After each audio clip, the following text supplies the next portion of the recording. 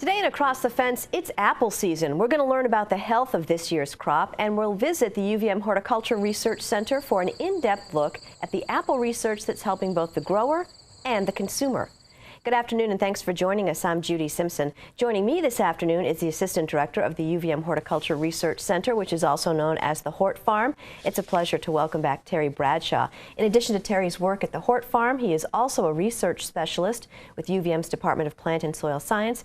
Thanks so much for being with us. Thank you, Judy. So what kind of a year has this been for the apple crop? This has actually been a tremendous year for the Vermont apple crop and really for eastern apples in general. We're up about 35% from last year, which was a historically low year with the frost issues that we had in the spring. And we're up 5 to 10% from the 5-year average. So this really is a great crop. And you can see from limbs that are just bending down on the roadsides, you also see those in commercial orchards.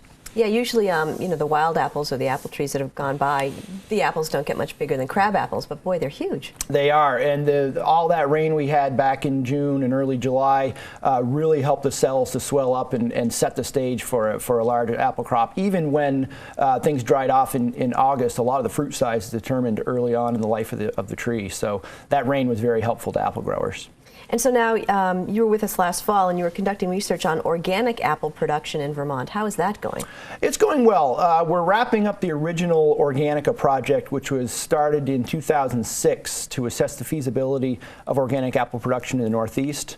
We planted 2 orchards in that year to high-value varieties that the Vermont growers were interested in seeing whether or not they could grow organically. So we've been growing those for 8 years, and we've gained quite a few insights about that. Mm-hmm. And so what have you, can you give me some examples of some of the insights that you've Yeah, I mean, some of the tricks with apples compared to vegetables and other field crops are that they're perennial crops, and they have perennial pests, they have perennial fertility issues. So even when you're adopting an organic or a whole farm management system, you've got to think multi-year and long-term in the management of it. Mm-hmm. For example, with organic practices, you generally are you think of feeding the soil as opposed to feeding the tree in terms of gaining good fertility and good growth, and it's a little bit more difficult to get a stronger growing tree. We also are seeing some problems. I'd say the major problems would be maintaining adequate yield on some of the more dwarf orchards that we originally planted. I think we made a few mistakes in terms of what we did when we planted them.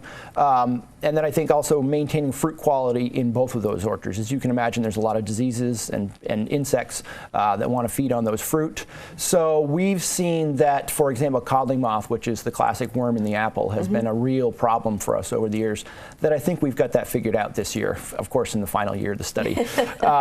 We're also seeing some other issues, not so much apple scab, which is what we originally thought was going to be the major issue. Apple scab is the major fungal disease in the Northeast with apples. Which is why apples get sprayed. Yes, and it's difficult to manage organically, and you do have to spray these apples, or these organic apples, with organically acceptable sprays.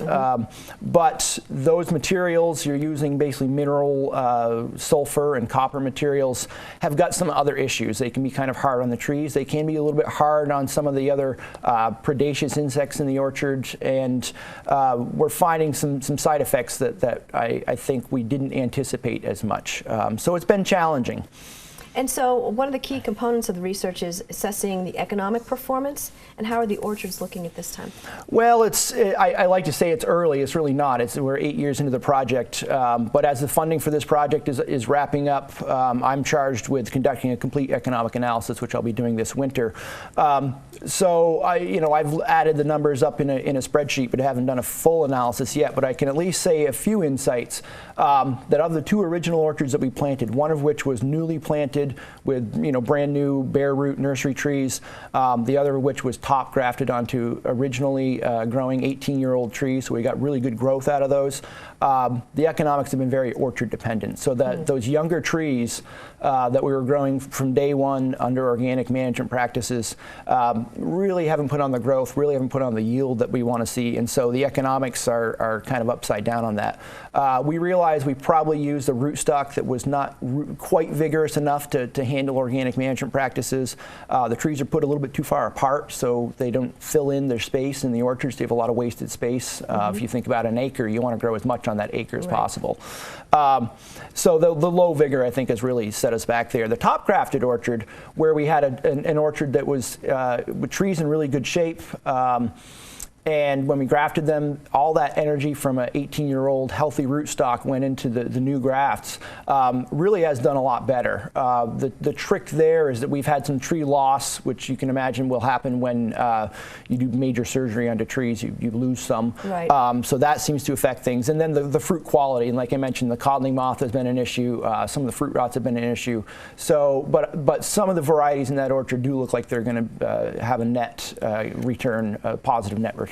Now, you mentioned that you made some mistakes, but isn't that sort of the point? As you do these things, then you learn from that. Absolutely, and that's why you do this, within a university setting, within an experiment station setting, to help growers manage their risk and reduce their risk, so that we can make the mistakes before growers do. And then once we figure things out, we can do things, I think, a little bit better, and then present a system that works. Well, we visited you at the Hort Farm a couple of weeks ago to view the second organic orchard. It's an orchard that was planted just 2 years ago, and it's already yielding apples. Across the fence, as Rebecca Gollin tells us more. Apple researchers at the University of Vermont are expecting a bumper crop of organic apples. This is their third growing season in the ground, and some of the varieties have upwards of 200 bushels to the acre on them, and some of them are a little bit behind that, and I think a few of them might actually be above that. Considering that mature commercial orchards average about 375 bushels per acre, these young trees are showing that they can contend. So this is a McCowan tree. This is under the standard sulfur treatment. McCowan's one variety that's very susceptible to apple scab. And you can see that we don't have any apple scab. In fact, we don't really have any blemishes on these fruits. So we are quite successful in managing the disease.